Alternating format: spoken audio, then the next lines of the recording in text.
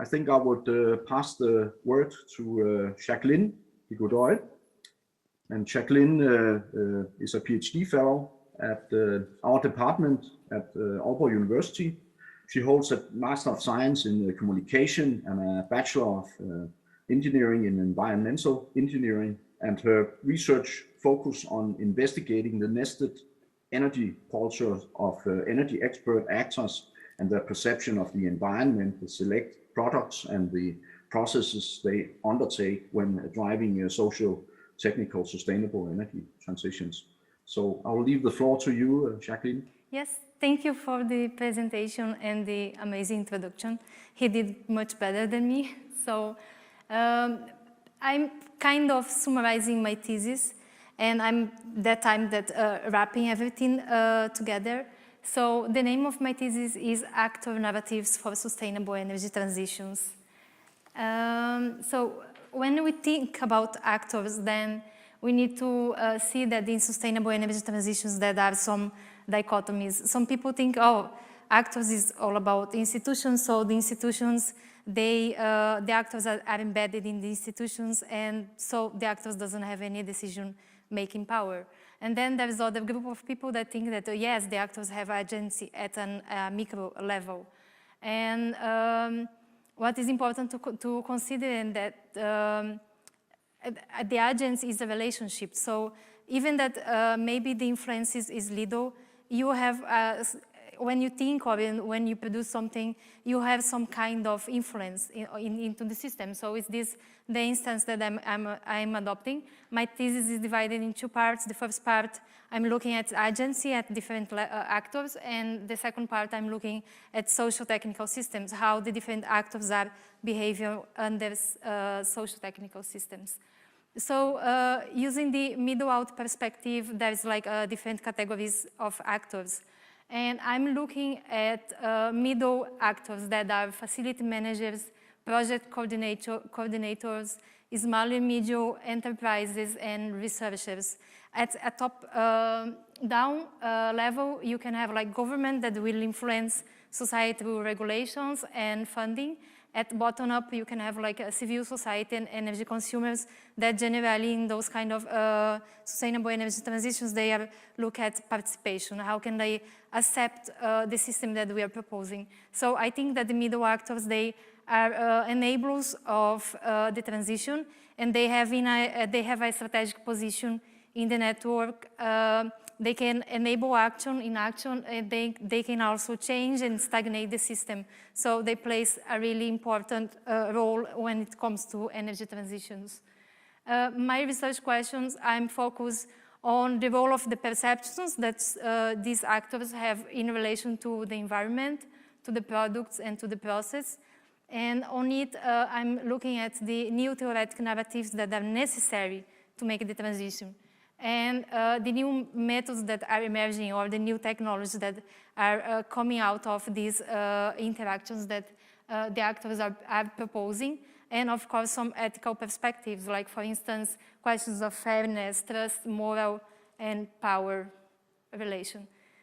In regard to new theoretical perspectives, I'm using this post-humanism perspective that is decentering the focus on the humans and open a little bit, considering that nature, for instance, is also an actor that enjoys its own agency. These scholars like Bruno Latour that I did a book review, and what's interesting to think about it is that it changed the way that we see climate change.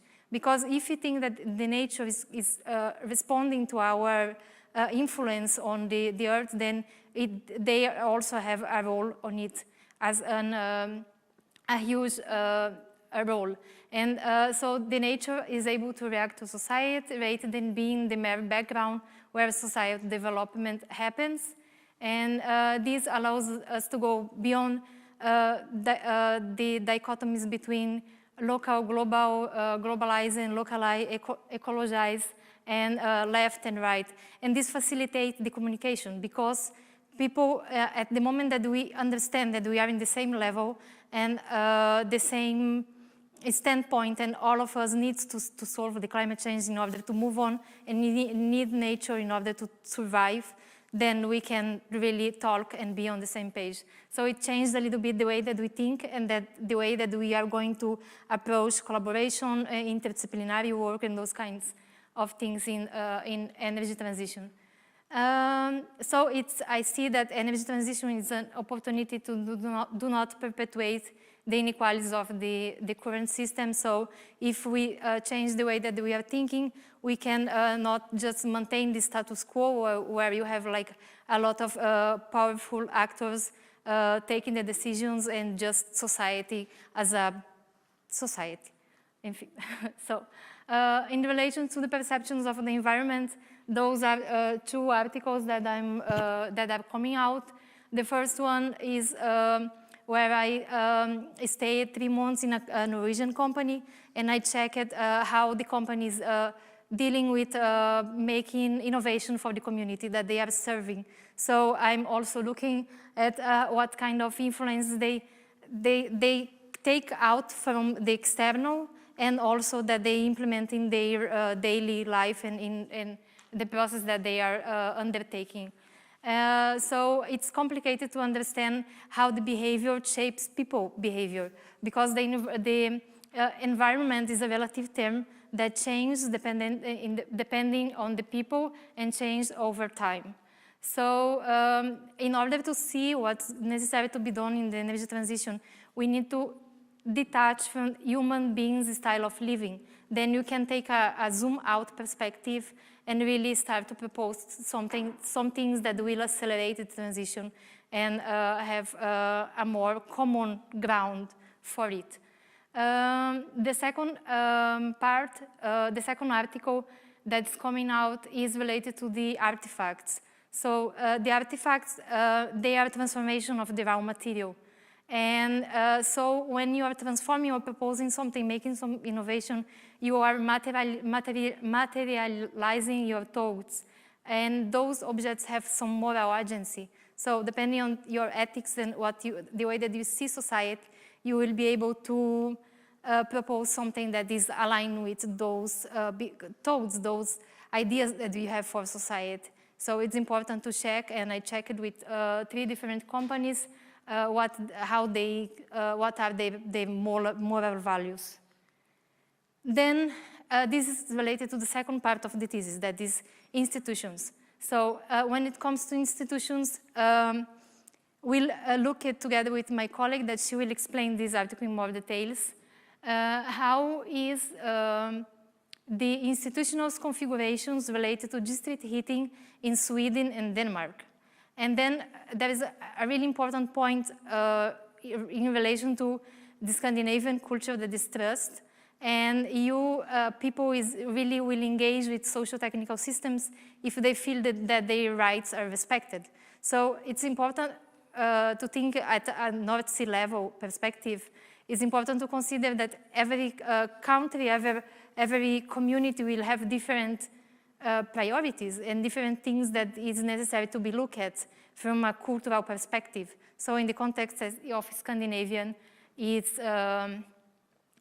trust. So in order to have fair institutional conditions and have a good district heating, you need to have fairness, transparency, and open dialogue. And this is important because district heatings are natural monopolies. So once you are connected to the district heating, you are susceptible to the prices that can increase quite a lot, like is happening now in UK, that the gas price is going up. So people will be maybe in full poverty. And this is a serious thing that's happening. And also recently there is some declining political trust. So it's been starting to talk about a post-trust era. So what's going to happen now that those societies doesn't believe more in the politicians? Then also related to socio-technical systems, there is a huge part of the energy transition that's called digitalization, because we need to deal with the intermittence of the renewable energy systems. And in this regard, I look at what kind of threats does it have?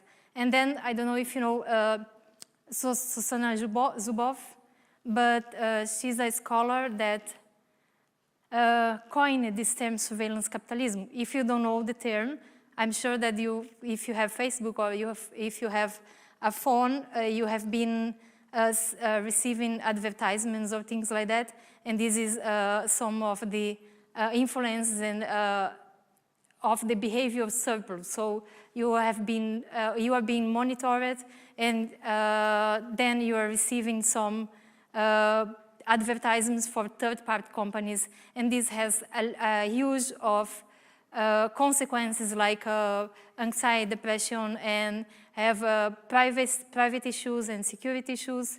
And then following from this book review, I was curious what's going on in the energy sector. So it's possible that now that we have smart meters installed in our house, that we are going to have some products being offered to us just because we wake up at a certain hour and we drink coffee. Then we can trace our electricity consumption and takes out some conclusions, and then the companies will start to go into this bubble of Google bubble that's everything is about advertisements and selling products back to the consumers. And then I check it in this article if this is possible to happen. And from a technical perspective, it's possible to happen. So we need a lot of regulations that are based in justice, political justice like John law, or things like that, that combined with the GDPR can give to the actors some perspectives of what can be done in relation to the digitalization and the many problems related to that. Just some preliminary thesis conclusions. So the narratives that consider moral values, ethical principles, and go beyond the dichotomies are really relevant and important, that we start to think a little bit more in a flat perspective. Also, I will say that this is of responsibility of the middle out actors that I was looking at, to act in an ethical way, preserving the values and norms of the community in which the system is inserted, to be open to community innovations. It's called technological possibilism instead of technological determinism. So look at what the society is asking for and just see what can be done. And implementing a new business model like ownership models that the community can be more participant on the decisions. And distribute power of the decisions concerning the future of energy systems. And related to the data, the actors who hold citizen data and create behavior models must act in accordance with the GDPR. Also, it's necessary to have a framework more adequate for the digitalization of the energy sector that prevents the practice of surveillance capitalism. Yeah, thank you.